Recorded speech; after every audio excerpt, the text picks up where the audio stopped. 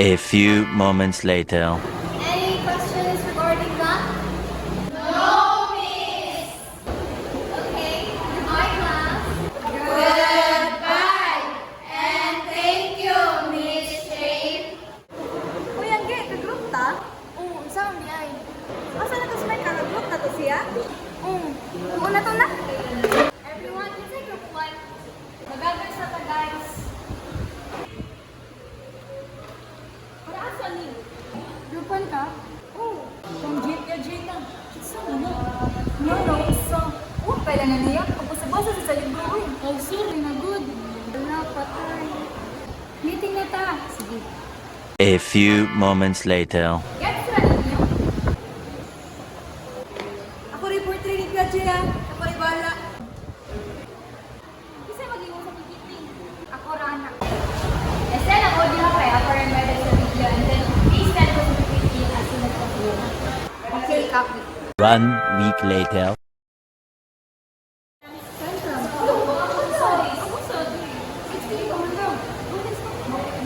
A few moments later. Ready na itong video presentation? Ready pa sa ready? Good morning, everyone. Good morning, Miss Jane. Today is the viewing of your video presentation. This is it.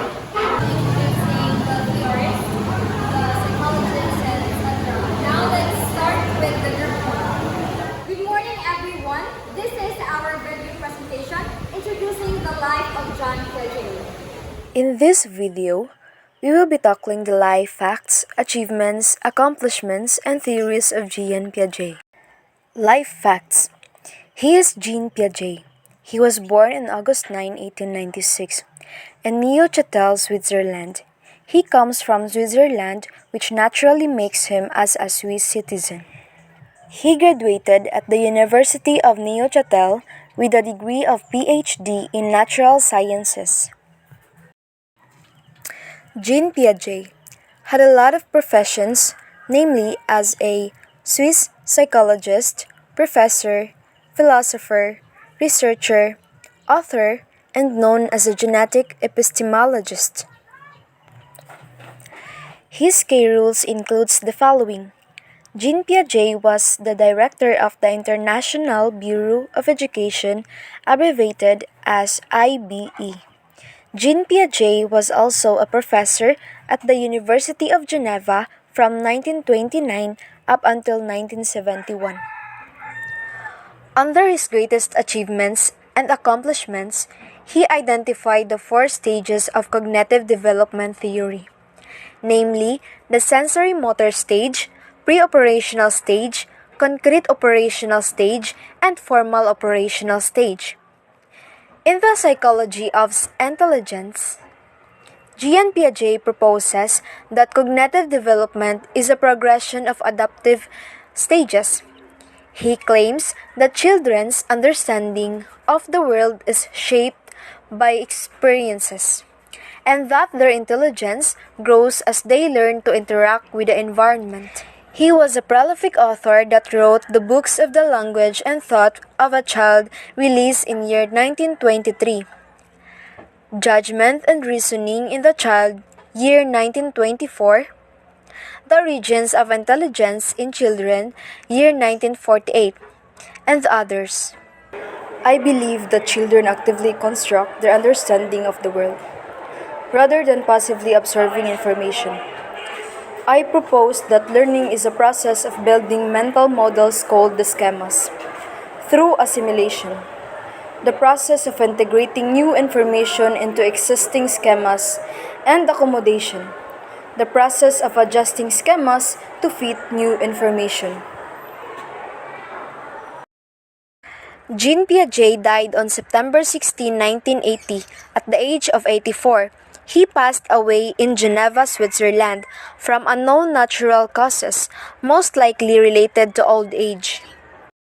Piaget wrote on his book entitled Play and Development that every time we teach a child something, we keep him from inventing it himself. On the other hand, that which we allow him to discover by himself will remain with him visibly for the rest of his life.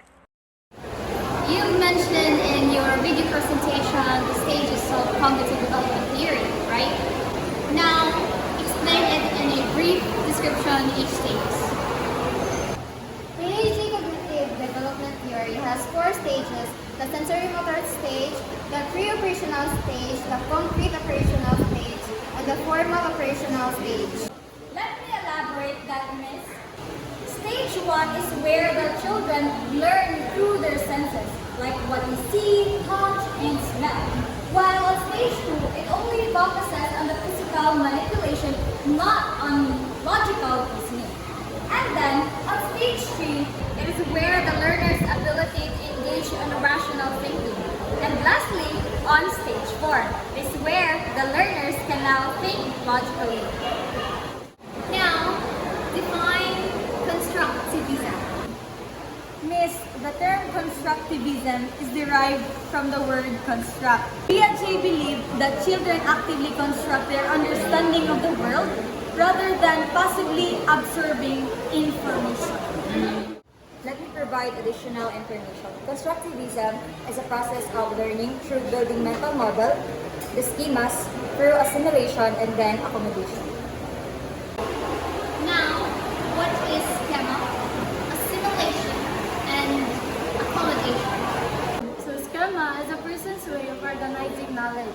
Assimilation is a process of taking new information into the existing schema. Accommodation involves changing or altering existing schema to provide new information provided or